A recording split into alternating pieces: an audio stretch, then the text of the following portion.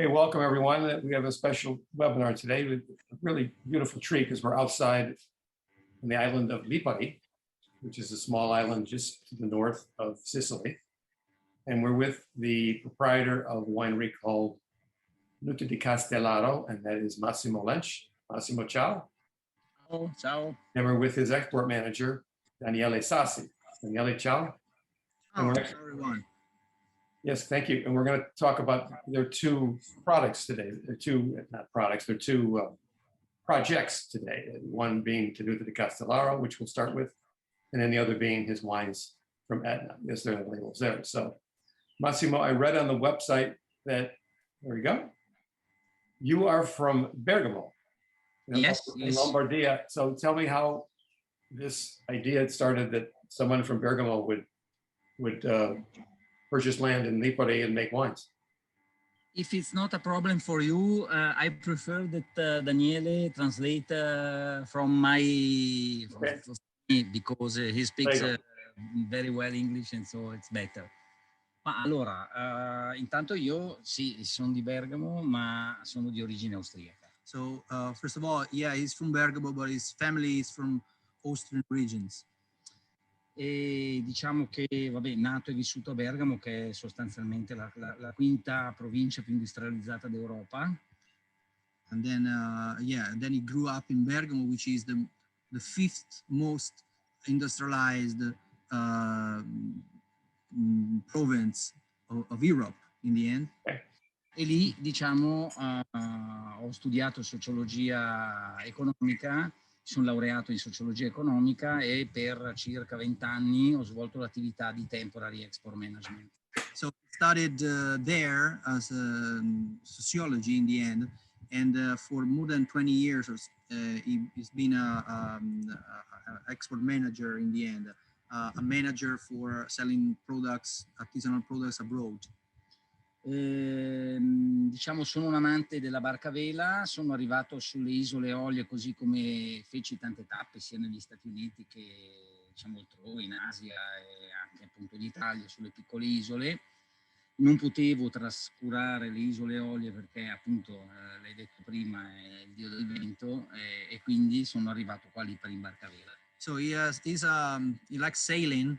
And he's been traveling with his boat around the globe, I would say, etc. And of course, Aeolian Archipelago is some kind of very important destination for any sailing man. So, because of course, Aeolian comes from Greek. Aeolo is the god of the winds. Here, even now, we're feeling this breeze. And so if it happened to come right here in the Piana di Castellaro. E una mattina appunto misi la barca all'ancora in una rada di Lipari, scesi e mi feci un giro attorno all'isola a piedi. So he landed in Lipari and he started to walk around the island by feet. Poi e diciamo arrivai appunto qui nella Piana di Castellaro, che appunto è un qualcosa di incredibile perché tutte le isole hanno una forma ovviamente tutte di origine vulcanica troncoconica e trovare una piana di circa 30-40 ettari è una rarità. So as he walked Lipari Island, he found this piana, this plateau of about 30-40 hectares all on plain.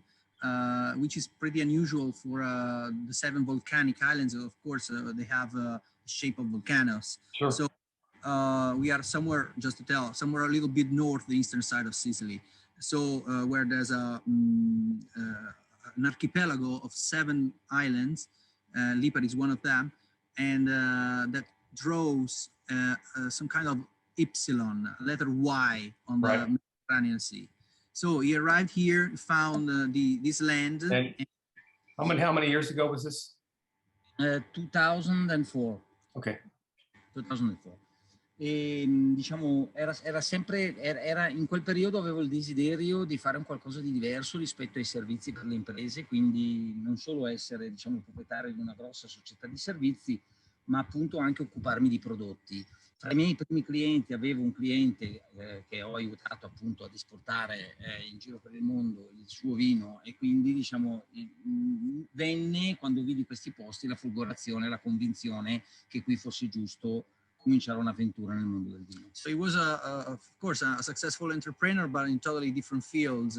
So he wanted to move to another subject, let's say. So when he found this place, he was of course he fell in love with it, and he thought this might be the place where I can also start to imagine, at least to make my wine, so my own project, which is not something, no service for others, but just like, for example, one of his very first accounts was a winemaker, which he helped distributing and getting a net of sales around the world.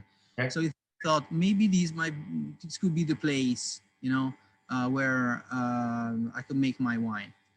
Quindi diciamo completai il mio giro a piedi dell'isola, andai in paese, noleggiai un motorino, feci 100 fotocopie con scritto cercasi terreni vitati da vitare in vendita, e appiccicai, rifeci il giro in moto appiccicando questi cartelli alle poste, in macelleria, all'alimentari. So as he got back to the port, he wrote on a paper that he was looking for vineyards or fields where you could plant vineyards, and started to rent. He rented a scooter, motorcycle, Right. to go around the island and place all of these photocopies of this paper, the post, of the butchery, of the grocery stores, and so.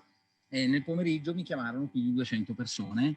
Within a few hours, already in the evening, he got calls, like 200 calls in an evening. Because everyone wanted to sell, of course. Sure. Quindi lì iniziò, diciamo, l'avventura. And there started the adventure. Of course, they thought, I had this, who's this crazy man who comes and wants to make wine here? Diciamo che cercai subito un enologo molto importante con esperienza sui terreni vulcanici, che era Salvo Foti. So Salvo Foti from Etna Volcano, he was the man he hired to start this project, as he was a volcanic wine specialist. E insieme a lui organizzammo prima di tutto una visita a tutti i vigneti più antichi delle 7 isole Eolie, alla ricerca di quelle che potessero essere delle forme autoctone di viticoltura, oltre quelle già note, che sono la Malvasia delle Lipari e il Corinto. So along with them, they visited all the 7 islands, looking for vineyards and looking for not only the 2 indigenous grapes of which we are still producing wine from, so the Malvasia delle Lipari and the Corinto Nero, but eventual other varietals. Abbiamo cercato, effettivamente non abbiamo trovato nulla oltre appunto la Malvasia delle Lipari e il Corinto.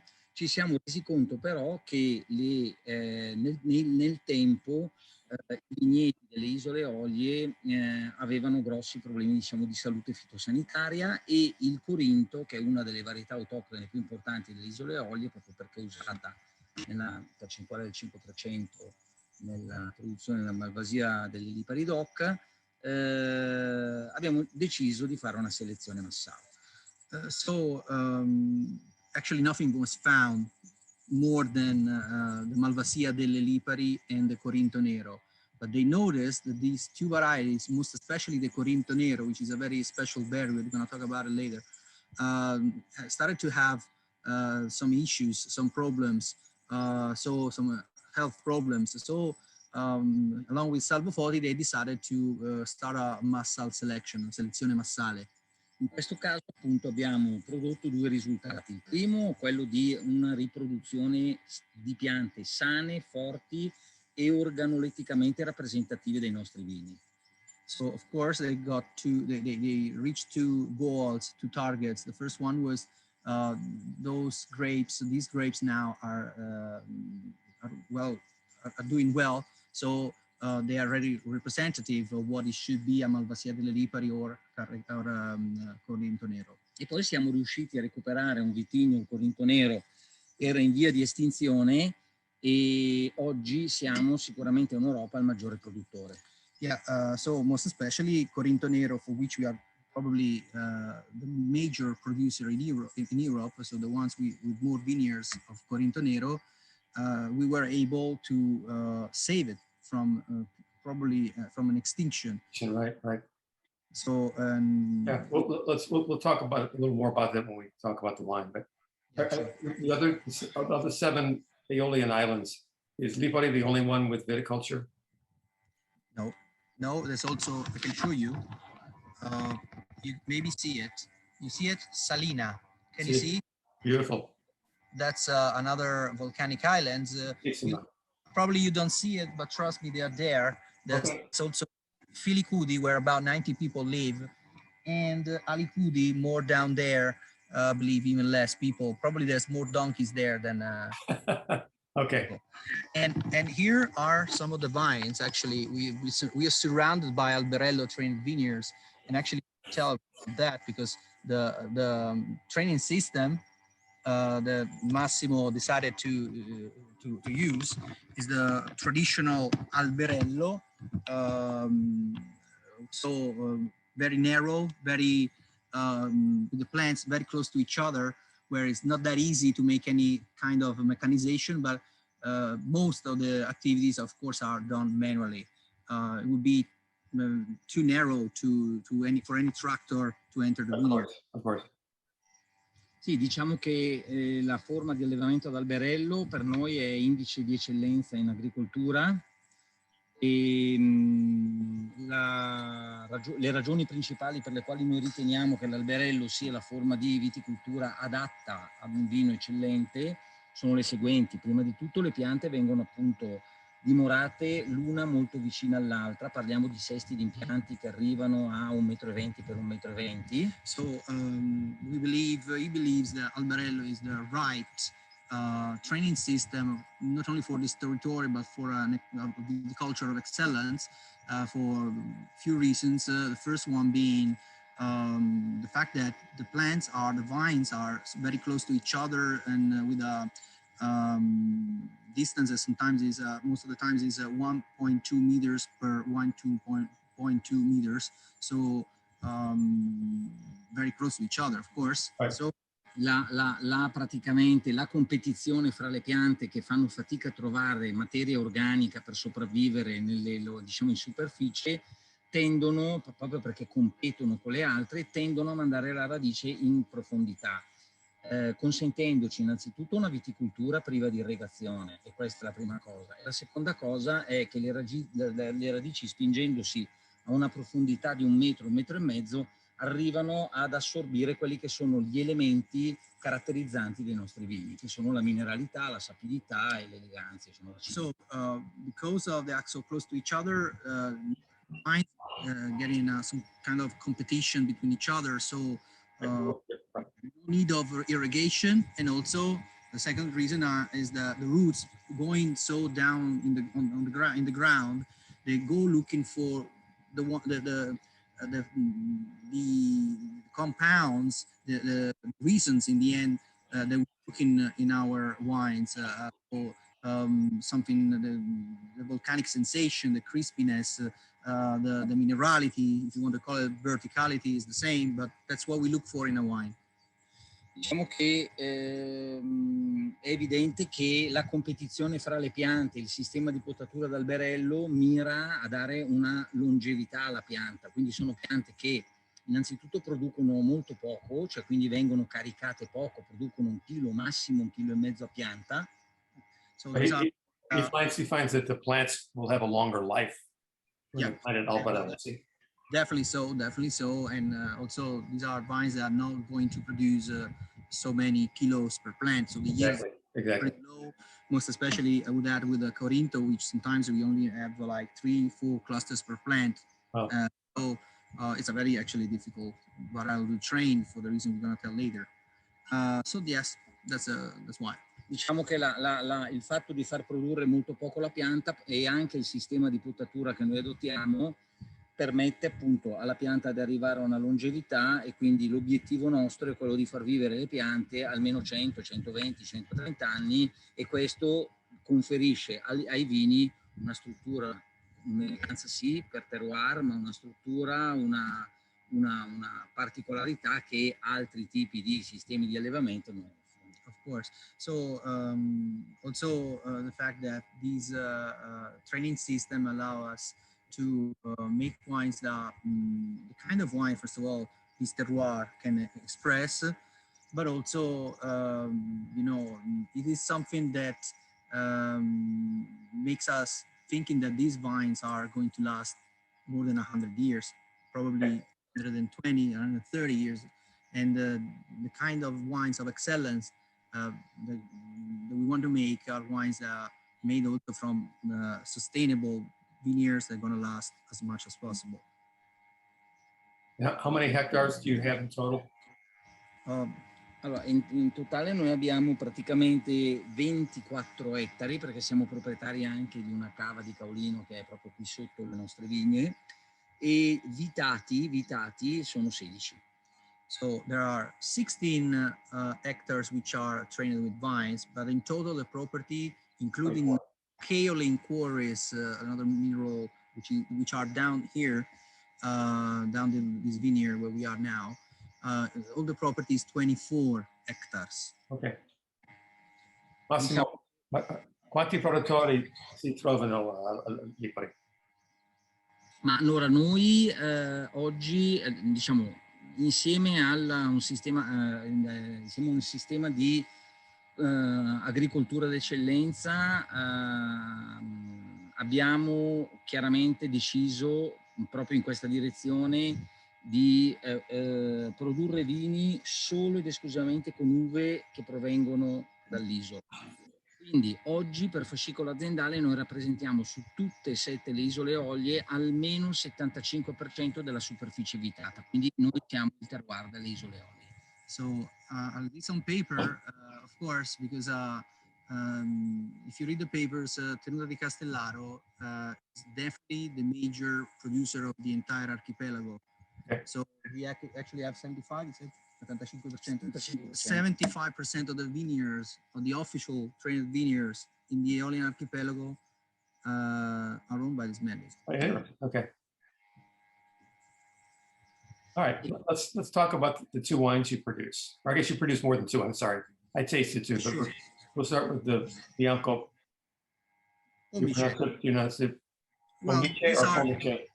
Pomice, yeah, pomes. This the With the pomace, a local, right? yeah. Local mineral. Like the mineral, yeah, the stone, and obsidian. There are two different twins, we call them, actually coming from the same origin, lava. When the volcano erupts, the lava comes down from the side, and yeah, it's this one. And with a thermic shock, becomes obsidian. Some of you might have seen Game of Thrones. They call it dragon glass, but that's what it is. It's obsidian.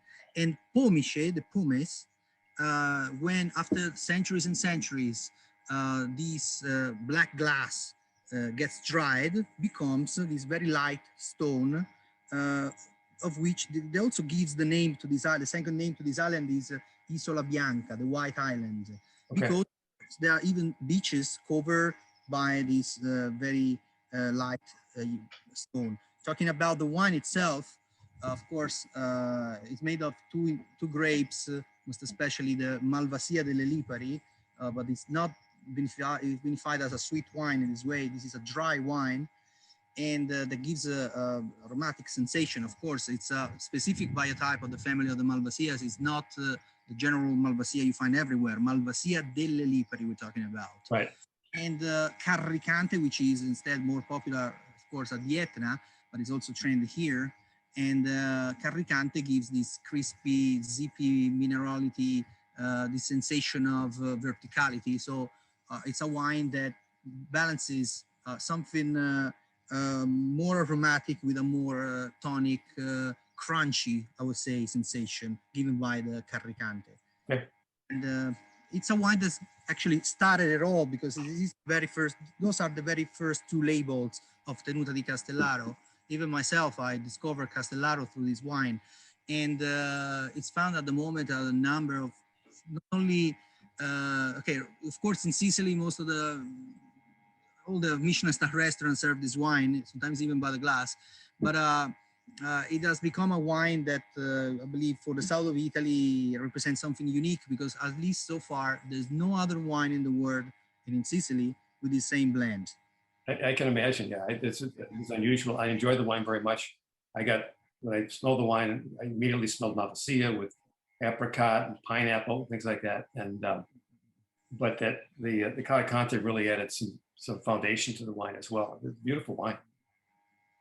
And well, talking about instead the other wine, Nero Ossidiana, Obsidian Black. This is a wine that expresses the qualities of the Corinto Nero. This is mostly Corinto Nero. There's just a spoon of Nero d'Avola, which gives a touch of Sicily, I would say, a little more compounds, of course, but it's already demonstrating all the qualities of this grape. Which is a special berry. We were talking about it before. It's a seedless grape somehow. So it is a varietal which has no seeds. So when you go crushing the berry, it's just freshness, minerality, high acidity, low pH, something you usually don't expect at these latitudes. Right. And I imagine the tannins are extremely light. yeah, it's not also, you know, sometimes from south of Italy you expect from center some as well something very sticky, high in alcohol, very big, rich and full-bodied. This is something very more subtle, low in alcohol, I would say, high in acidity and low in pH. So wine's very refreshing. In the past, it was called Uva Marina Nera. So a wine that is red, but it's almost sometimes like drinking a white wine. So just to let the people understand, maybe, of course, everyone has tasted everything nowadays, but this is one of the undiscovered grapes of Italy. And it's pretty interesting because you may compare it more to I don't know, a Pinot Noir than a Nero d'Avola or a Aglianico or Primitivo. None of these red grapes that you find in the south of Italy usually. Right. If you close your eyes or if you have a blind tasting and you place a bottle of these or of our pure Corinto Nero, which is another label that we do, usually you don't understand, the people don't understand, cannot guess where it comes from, not even the region. So if you want to make a bet, usually you win because no one, right. No one understands. Yeah, I enjoyed it. And I noted in my notes that you could chill this wine a little bit. Yep. It would probably be a little more refreshing. So. Yeah, Pinot Noir style, even if right. you could say also some wines from his original area, so he's from Austria as well, some red wines from that northeast side of Europe, and also some talk about Grenache, but it is something pretty unique, different. That's a good comparison, Grenache. Yeah, as well. I like that. And next question would be probably about the Etna, I guess. Well, one more question about Lipari. Yeah. Just obviously you're outside. You gave us that beautiful view of the other island, and which kind of answers my question. But we think of southern Italy, we think of Sicily. It's very hot in the summertime, and I imagine that you have this marine influence, so it must be more of a moderate climate. Yeah, well, it is Mediterranean here, of course. It is Sicily, it is south of Italy, but because of this wind, trust me, now we are with this shirt, but in the evening here, you need, if you ever come, Tom, you really have to carry a jacket, even if you come in August. Okay. Yeah. Because there's a real thermal excursion right. every day.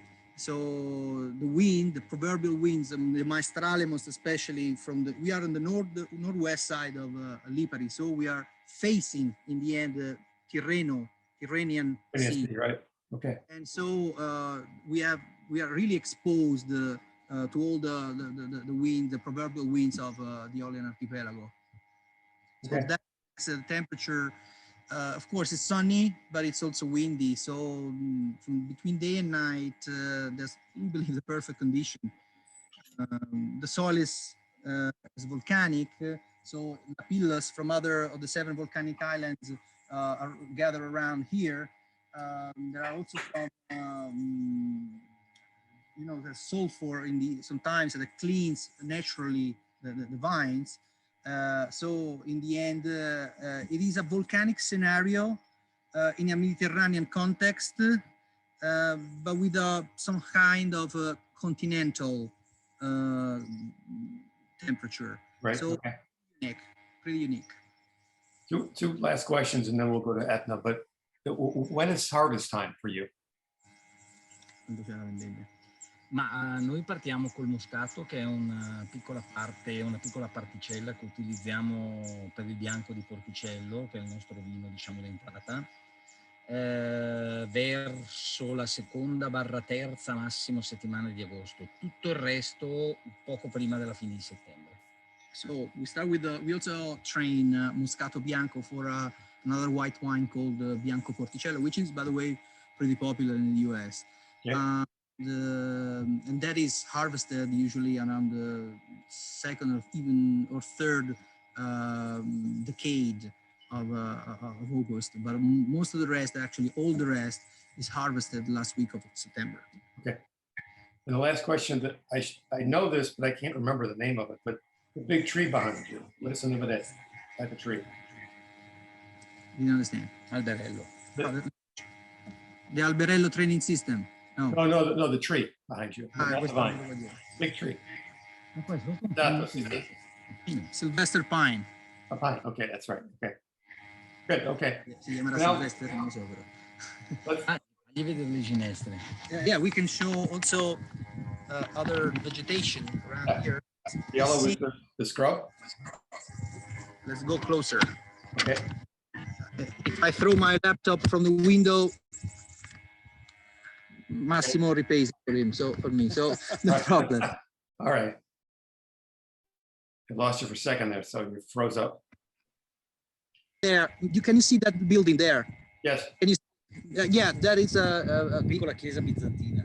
Byzantine church, the oldest church of Lipari, and it's in this property as well. Okay. We can also pray sometimes. Yeah, well, that always helps. It's always possible, yeah. And so, well, I don't know if you can see, but there's also some boats over there.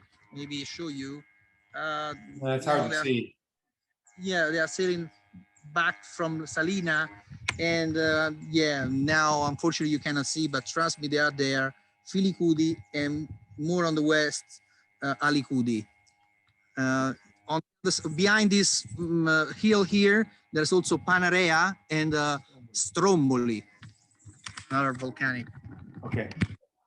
I'm just, you know, beside myself here because it's been forever since I've been able to travel, and then I see this. It's like, you know, like I said, I haven't visited yet, but I'm very heart sick right now, not being able to be there with you. But molto presto.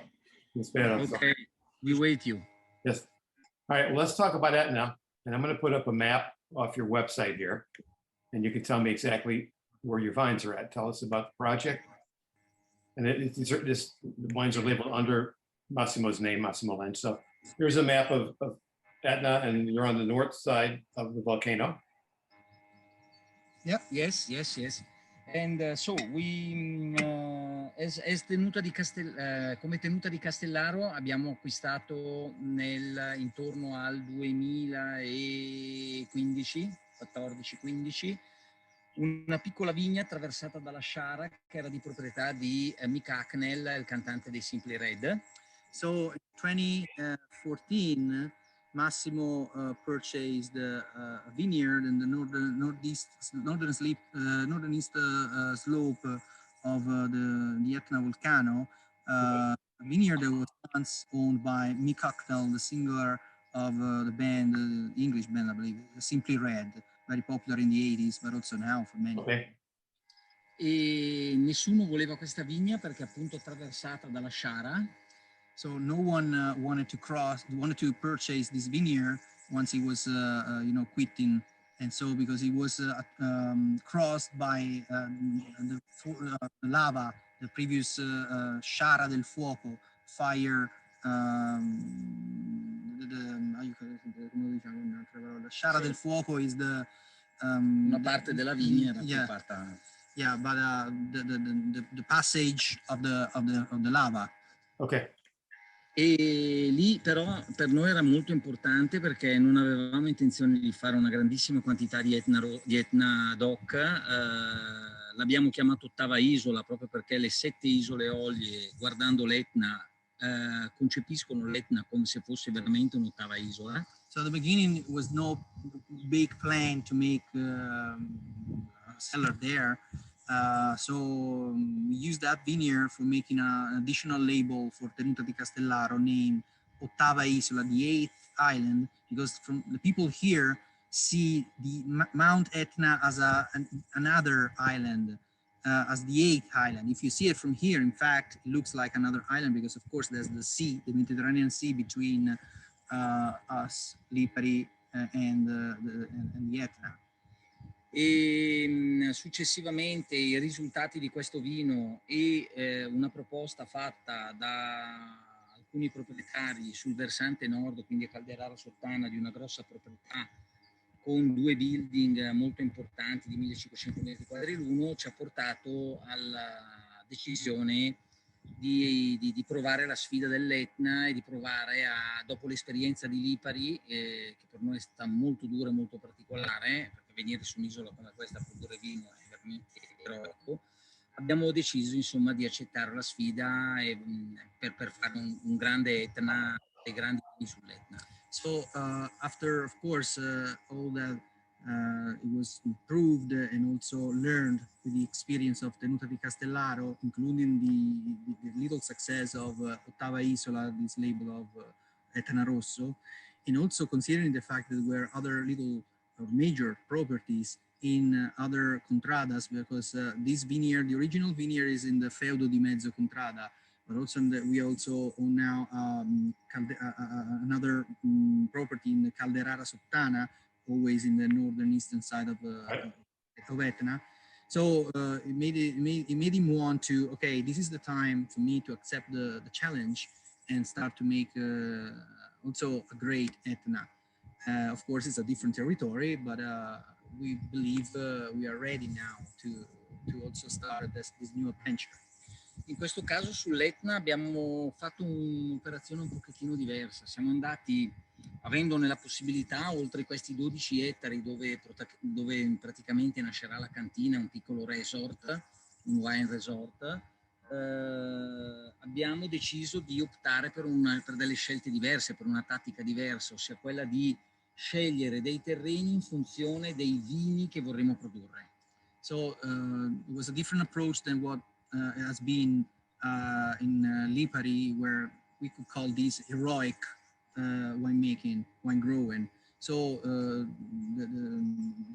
choice was to try to select vineyards in function of the kind of wines, we wanted to make.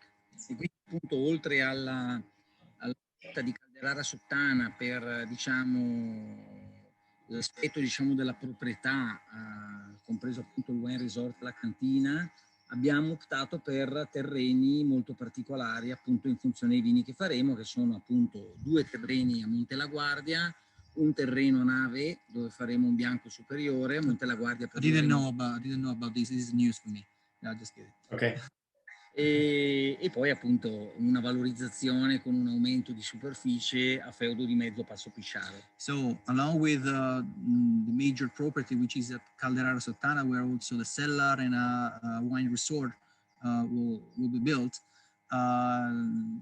the idea was to pick other vineyards in other contradas. For instance, there are two little properties on the Monte La Guardia area, and also one at another contrada called Nave, ship.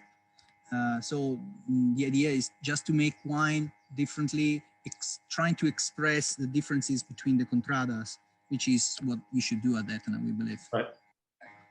Massimo, che è la differenza tra una contrada e una vigna? La contrada è un insieme di vigni. La contrada è un insieme di vigni ed è rappresentata da un microclima spesso e volentieri sull'Etna molto molto parcellizzato e diversificato. La vigna è diciamo l'elemento facente parte di questi microclimi. Yeah, in the end, contrada you could translate it with Hamlet.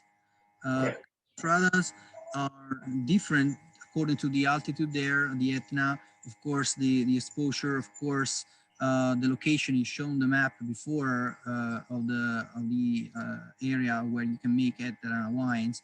We are in the north side, which is usually the one that where you can make a great Nerello Mascalese. In fact, we produce wines only out of two indigenous varieties there. We chosen classical, Carricante for the white, and Nerello Mascalese for the rest. Che anche su una singola vigna ci sono delle differenze importanti da attenzionare.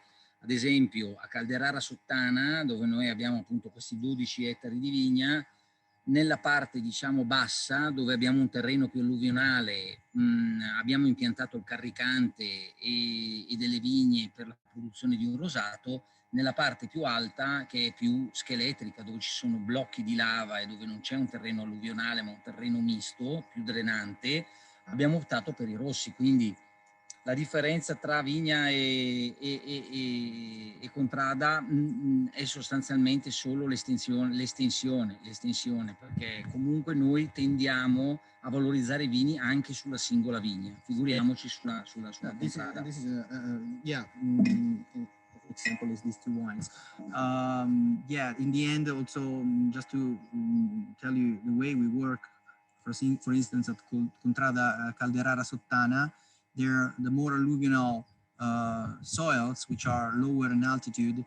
There we planted the Carricante, instead growing, rising towards another 50 meters at least of this difference of level, sea level. On the sea level, we planted the Nerello Mascalese.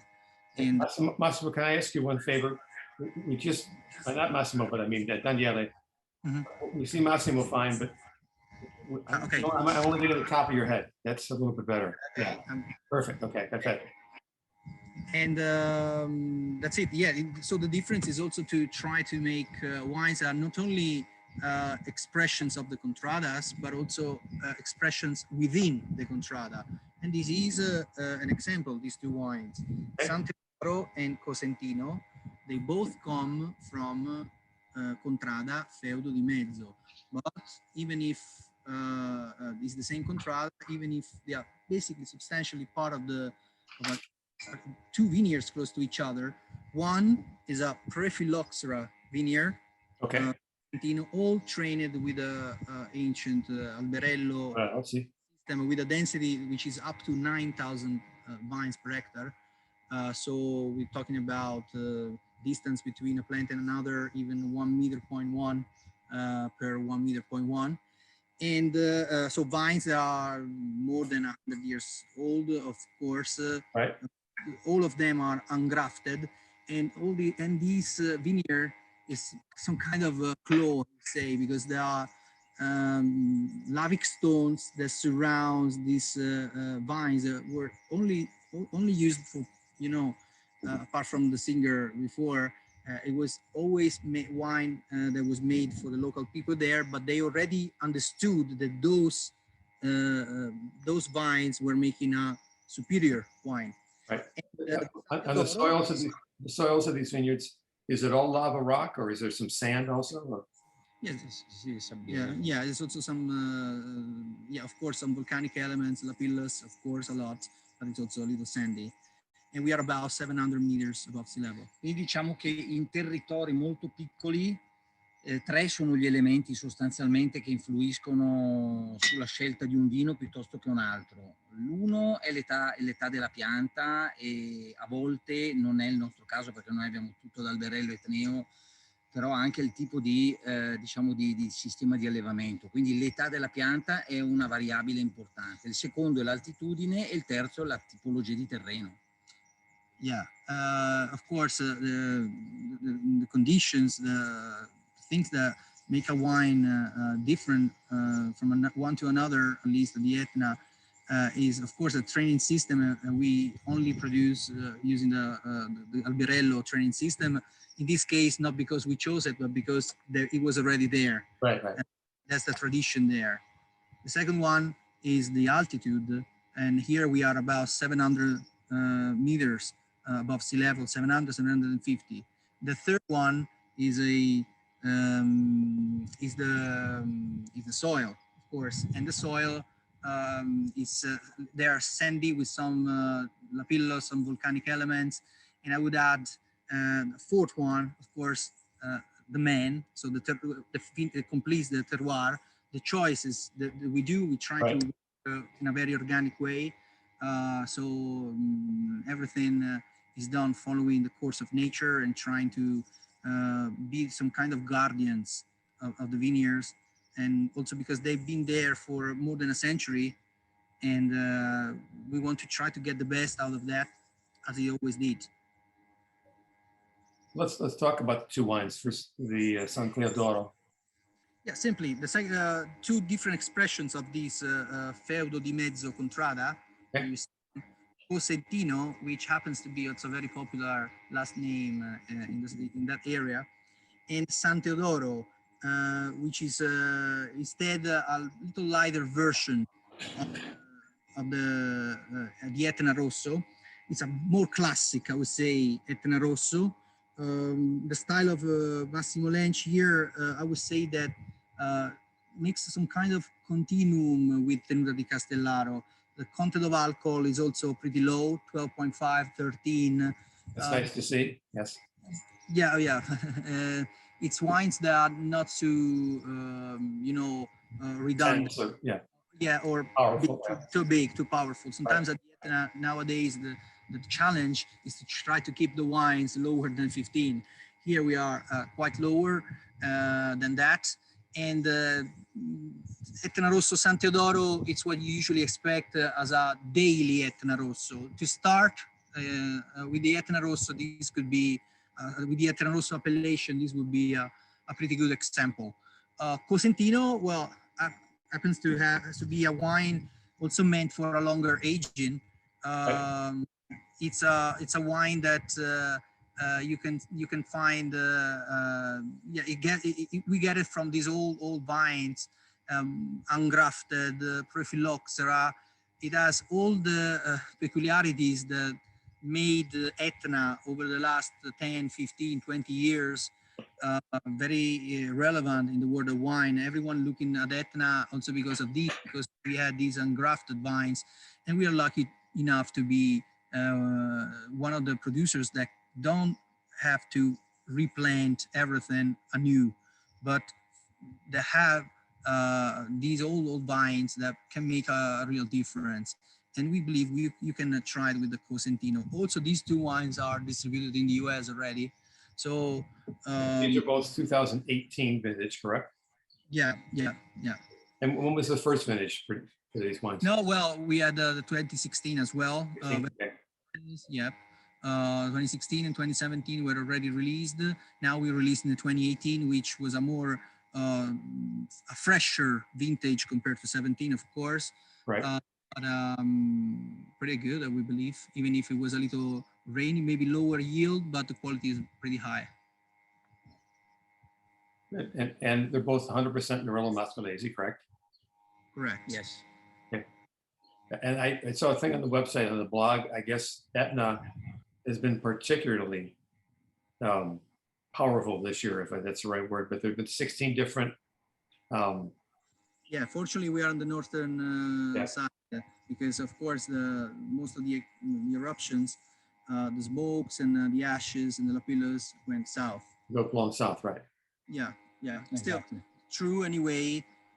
Well, actually, also here, not far from here, there is Stromboli. We are in Lipari again, but so, and Stromboli is as active as, maybe it's even more, I would say, dangerous because you sometimes unexpected it explodes from a moment to another.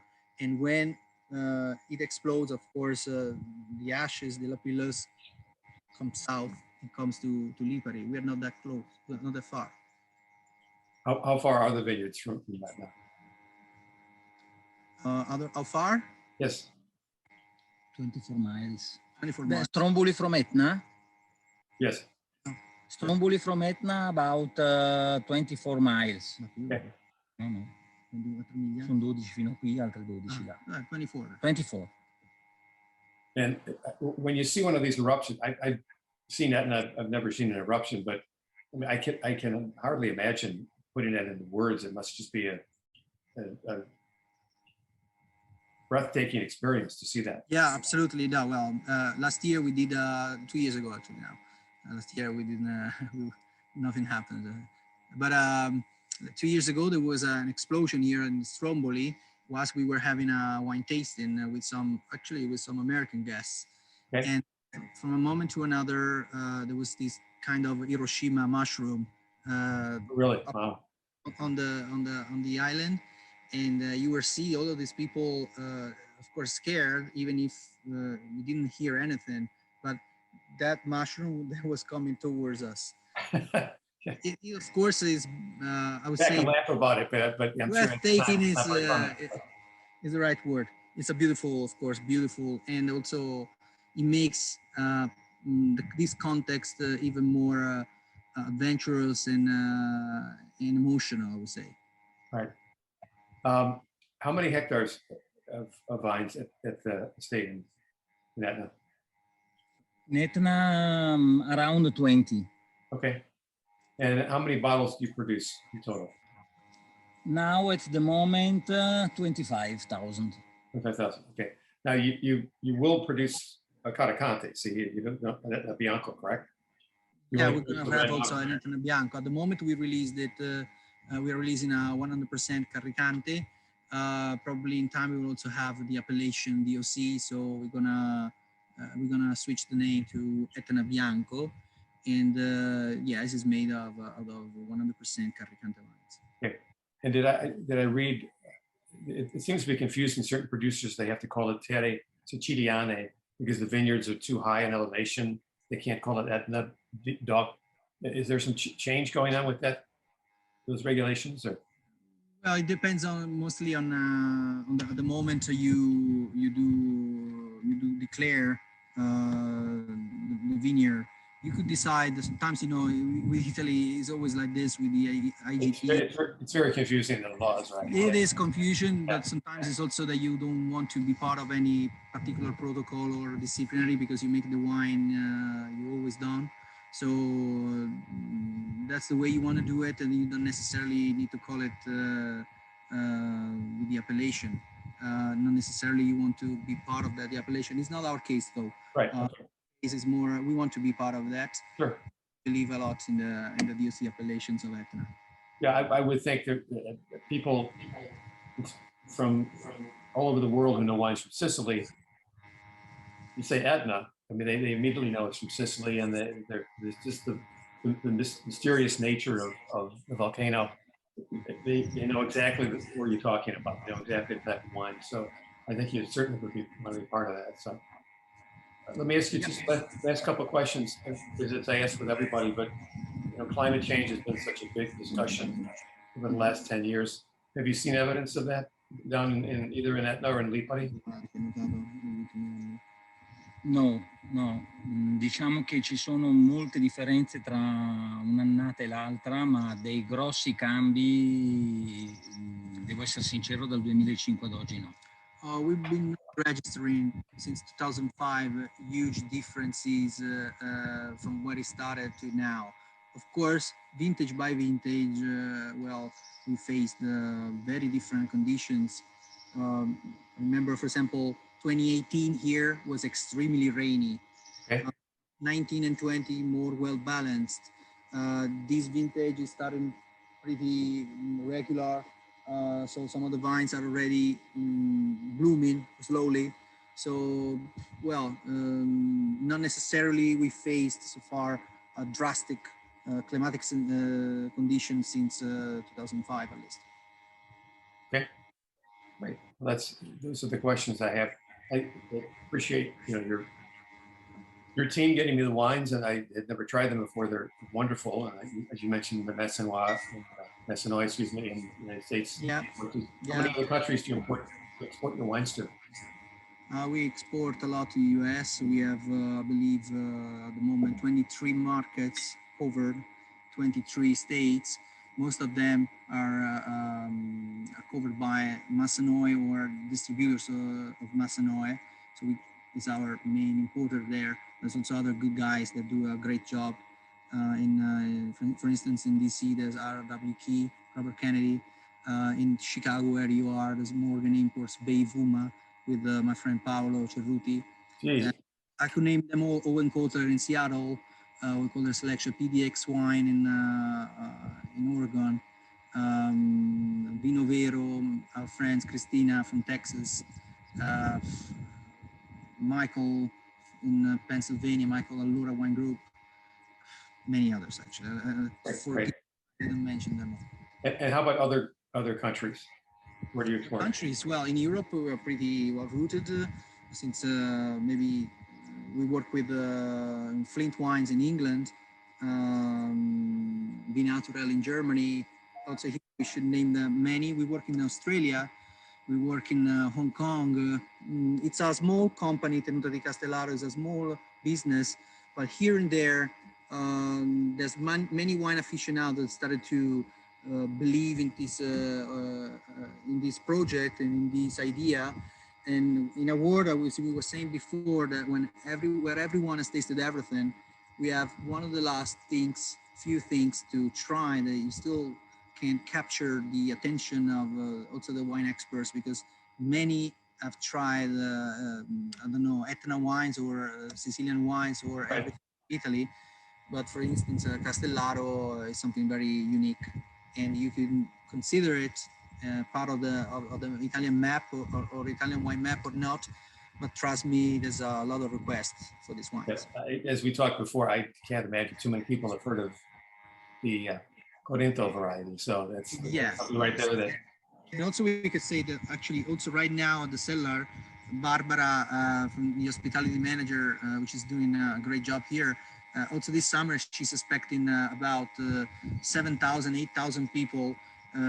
Even last year, when we only were open for 1 month and a half, we had more than 4,000 people visiting. That's right. Right. Which are wine aficionados, people maybe doing the very first steps in the world of wines, and some in other